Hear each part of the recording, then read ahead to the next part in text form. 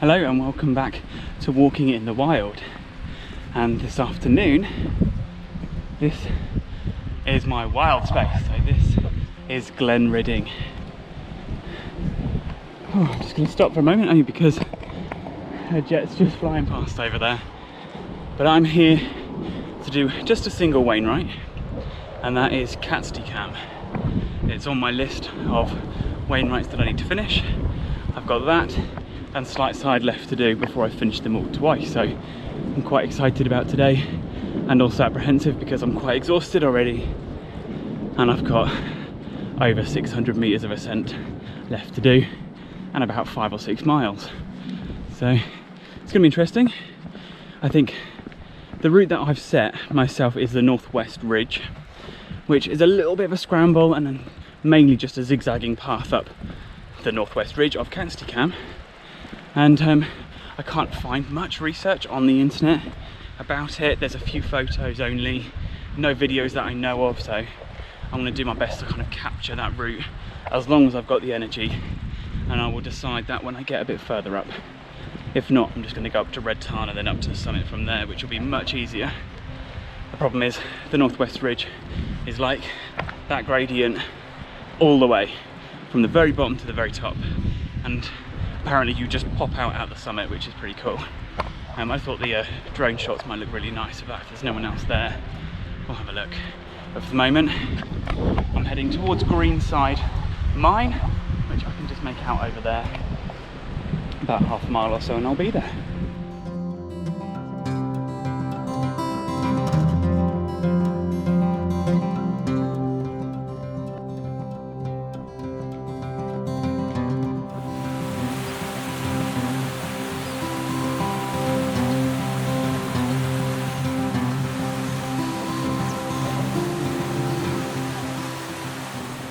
These here are the impressive ruins of Greenside Mine. You've got so many levels all going up the fell side and a channel that was cut to help sort of power all the systems. And the buildings down there are actually used as a youth hostel now.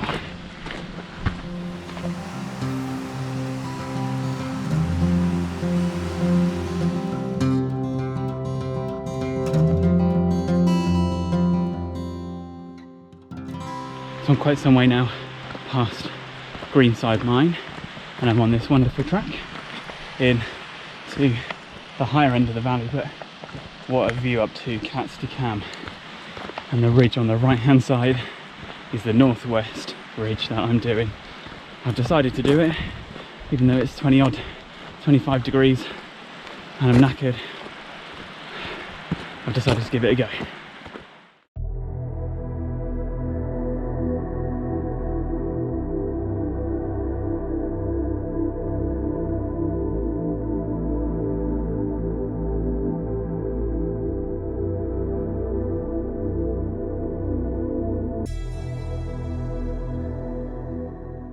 So I've just arrived here at Keppel Cove Dam, and this is where I need to ford the stream just slightly further up from the dam to then join the Northwest Ridge of Catstye Cam.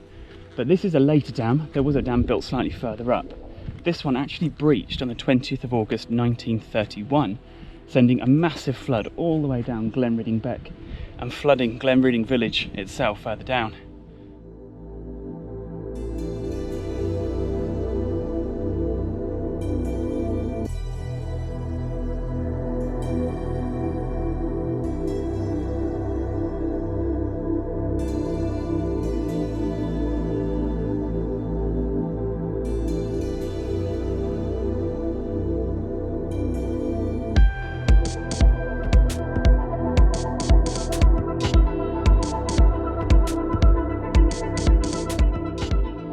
From this side of Keppel Cove Dam, you can really see where the water has managed to undermine the dam, causing it to collapse. And then here, I didn't realise was actually Keppel Cove itself and probably the site of the older dam that breached. You can see two banks here with a big sort of cleft between the two, and that would have been a reservoir up there more than likely, and a big dam blocking it off.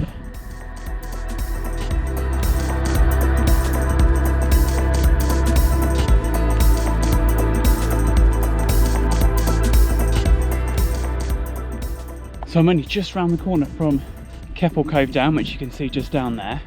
And there have been a couple of paths, one heading literally straight up into the crag, which is probably the correct route, but it looked like it was going straight up a gully and I didn't really trust myself without knowing a bit more about the route. So I've avoided that one and come round on a very faint sheep trod. So I can now see the full northwest ridge here.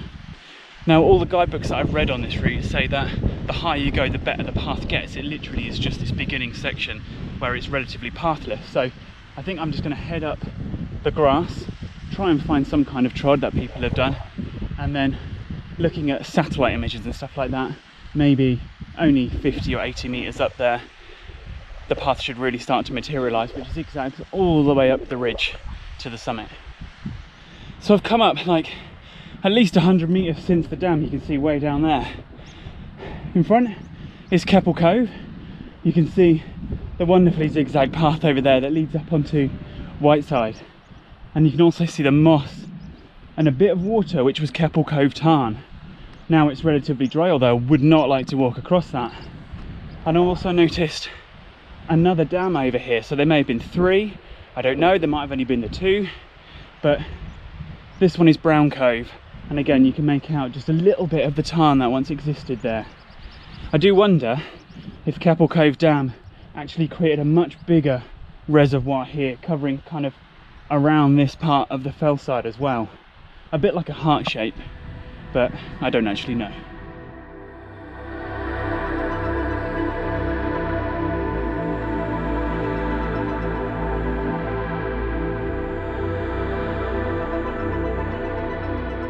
And as if by magic, here is a path. So I actually came from this direction where it was a lot grassier.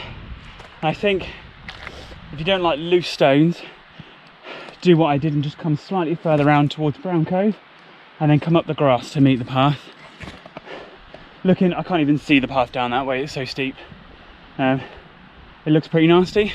I think what I'll do, I'll get some aerial shots, I'll have a look and see what that's like so people can see, and I'm going to go slightly higher up with the drone as well.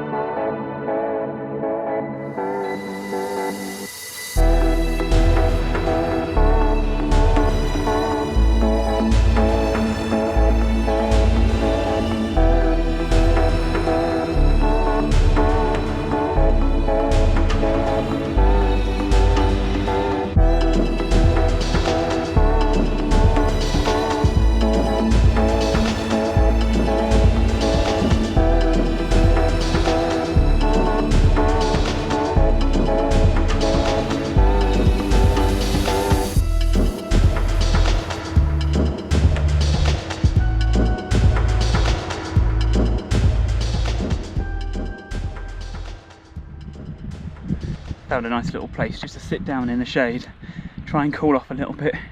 I've only got 85 meters of ascent left to go, maybe 10-15 minutes and I should be at the top.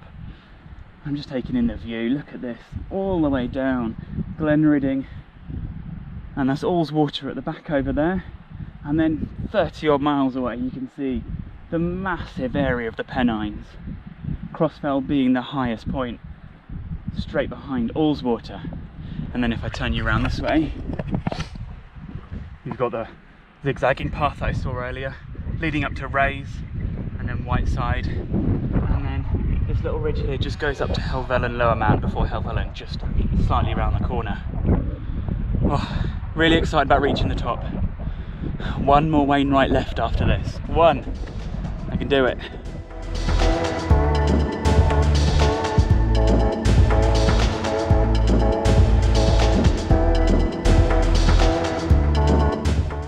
one more cheeky stop just before the top. I didn't realise I was that close, because if you look up there, there's actually people on the summit. So a couple of minutes and I'll be there. But I wanted to just point out that this is probably the best view that I've ever had off Swirral Edge. The ridge that actually connects Catstye Cam with Helvellyn. It's got to be one of the most popular ridges in the country, simply because people tend to do Striding Edge up to the summit of Helvellyn and then down Swirral Edge. It's a little bit easier than striding, but it's just as exciting, just the dramatic drops on both sides. But it is just probably the best view I've ever had of it.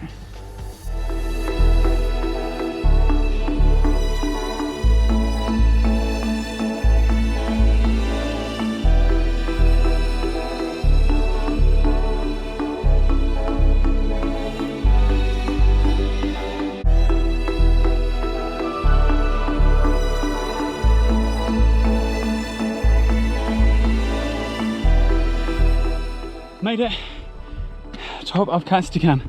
I don't know if you can see, but there's a million flying ants here. So many, I'm just going to keep back. There's the summit, but they seem to like me, so I'm going to just kind of try and move into a bit of wind.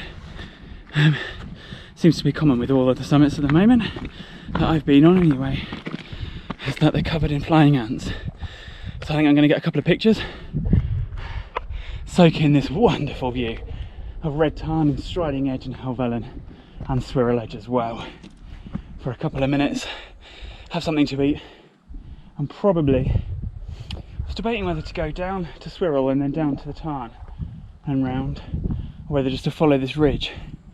And I've done that ridge bit before, and I don't know if I've done that path before. I'll decide in a bit. I wouldn't be surprised if I go down to the Tarn just to cool off. And flying ants are inbound again.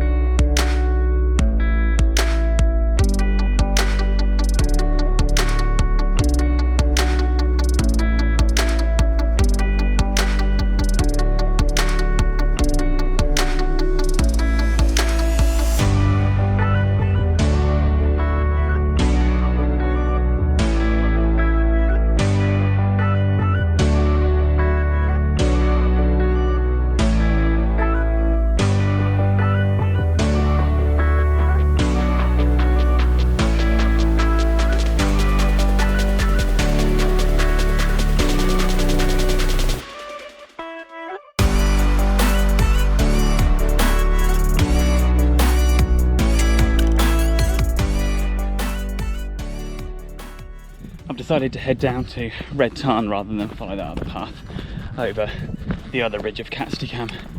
Only because I can't seem to rest up there because of the amount of flying ants, and fingers crossed, down by the Tarn it might be a little bit clearer. But also, rather than walking away from this view, you're walking right towards it. And it's just utterly breathtaking.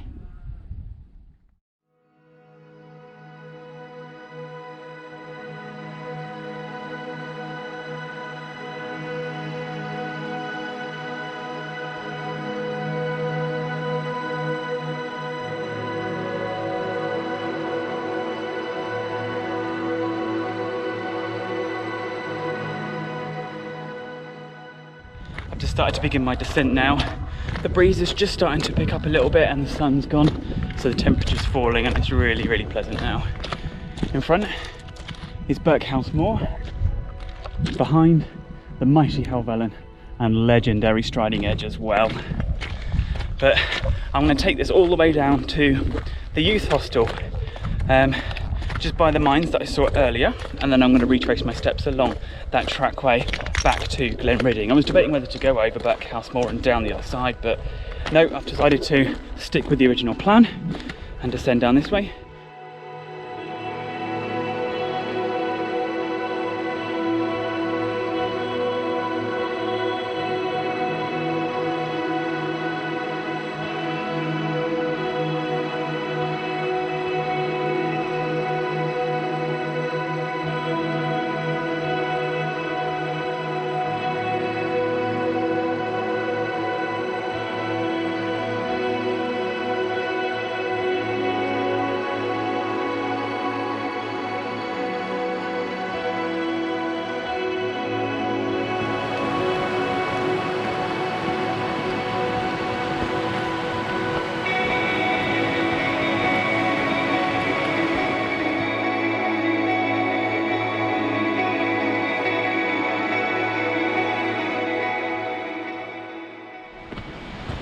So I'm just coming up to the YHA at Greenside Mines, and I just wanted to give my opinion on the northwest ridge of Catstye Cam.